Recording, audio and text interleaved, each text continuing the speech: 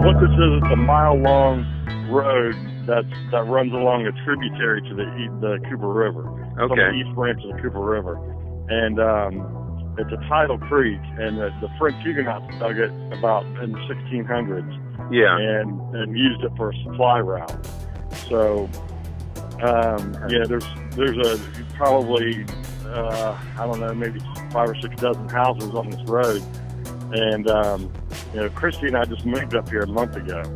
Yeah. And from Goose Creek. We sold a house at Goose Creek and moved up here, and we're building a house up here. So, and she's got her mom and dad, aunt and uncle, a couple uncles actually, her grandmother and grandfather live up here. Mm-hmm. There's so it's a tight knit community, family community, and so everybody was kind of watching it and got caught off guard because it came in so fast. The lakes dump into the Cooper River, so as soon as they started dumping those lakes out, it just made the situation even worse. Mm-hmm. They said that there was a lady and a kid there that were kind of, the lady was real nervous, and she wanted them to come get her out. And we had already started planning on taking people out in boats because we've had a flood up here before. Hugo flooded a little bit, and then there was a little flood about 10 years ago that it wasn't nearly as bad as this. Well, we knew we had to get everybody out because of the way that it had escalated so quickly. We knew that they were going to start dumping the dam even more. They were going to start dumping the lakes out even more up there Monday, because this was Sunday morning, almost Sunday, at almost to noon. We knew sometime that day or the following day they were going to start dumping those lakes out. And when that happens, more water is going to flood through. That's right. And really what happens is this is a tidal creek, so the water comes in, it goes out. With the tide, it's about 3 to 4 hours behind the Charleston Harbor.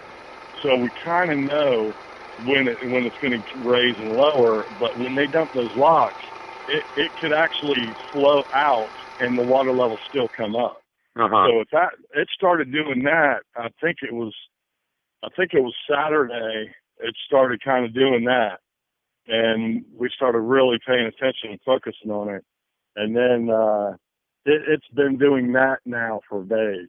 And it'll do that while they're dumping those locks, so the water level will continue to come up, and it'll keep running out. There's a picture here off the back of a porch, and there's 1, 2, 3, 4, 5. There's about 6 or 7 trucks and a tractor out here. There was water coming up. Did any of those vehicles get totaled out, or did they make it okay? Or are they still how'd that? That picture is from after we got in the boat Sunday, late morning Sunday, and we got in our friend's boat, and my wife and myself, my youngest son, took our dogs and went down to my in-laws' house, and that's my wife's parents' place. Yeah. And they've got a big screen porch that's up really high, and that is a shot from their porch looking at their vehicles. Now, I think the red truck made it, and of course there was a motorcycle up there. The tractor was okay, barely. Yeah. It didn't get in the water didn't get into the engine on that one. We're using that today and yesterday actually. But the other vehicles are still down there. They're still sitting there flooded out.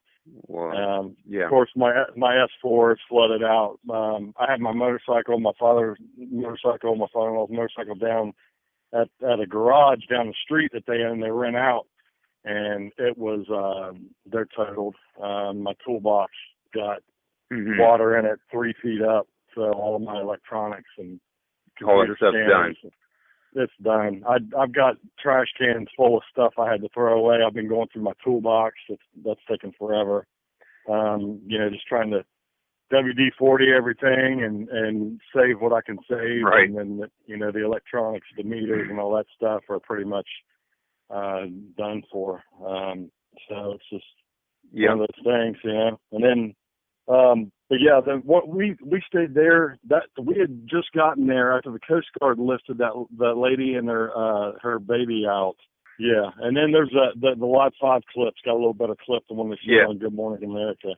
It's a little better clip. The girl and the daughter were in the actual helicopter while that was happening, correct? Yeah, that was her getting pulled up, but you couldn't see it from the trees. Now, was she, so the helicopter could not land anywhere. They had to lower some kind of something to get them out of there? Yeah, they lowered a basket down to get her.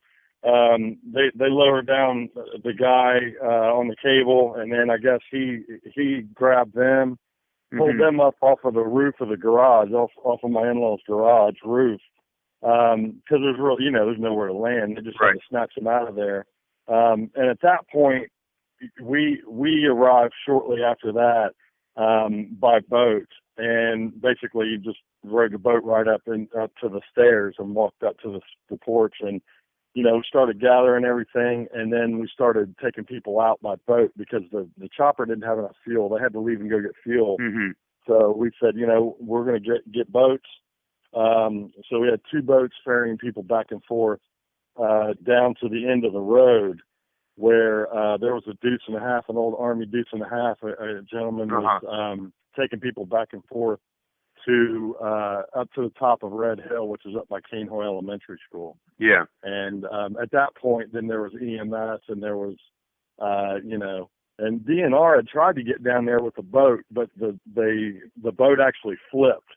Really? Because of the current from the river rushing across Cainhoy Road right by French Quarter Creek. That had a side current, and it basically just swept the boat right out from under him, and it's still in the trees down there. It's about probably 100 yards into the trees. But there is a lot of property damage. Some people had flood insurance, some didn't. Because it's so expensive. It's hard for some people up here. They're living on Social Security or something like that, and they don't have a lot of money. They're on fixed income, and they were so it's really going to be tough for them, but we're all trying to band together. We've had a couple of the local churches come out and offer to provide manpower and food and water. And people need help getting things put back together. Not everybody can afford to fix everything in their house if they didn't have the correct insurance. I mean, people need food and water, but they also need help getting their houses put back together and stuff. Yeah, because you think you're covered on stuff, and then, once the things happen, that's when you find out, well, technically this isn't covered, or that's not covered, or, hey, I had renter's insurance, but it doesn't cover floods, and some people don't realize that. And, we were pretty fortunate. We just lost a few vehicles and maybe some, $10,000 to $15,000 worth of tools or something like that. But my in-laws took a big hit, and there's a lot of elderly people up here. We're getting ready to go work on the grandparents' place, and they're they're over 90 years old, and they're the garage doors are busted in, and they're from the water and the waves and stuff from trucks and things like that coming through. It really that waves does damage. It's just there's so many other things that affect it. So we got to go down there and we're going to help them get situated and get their stuff cleaned up because they don't really understand what's going on. And so that's great. It's been good as far as that stuff goes, but it's just starting. It's just beginning. So the cleanup and the rebuilding is really hitting the ground now and just beginning. So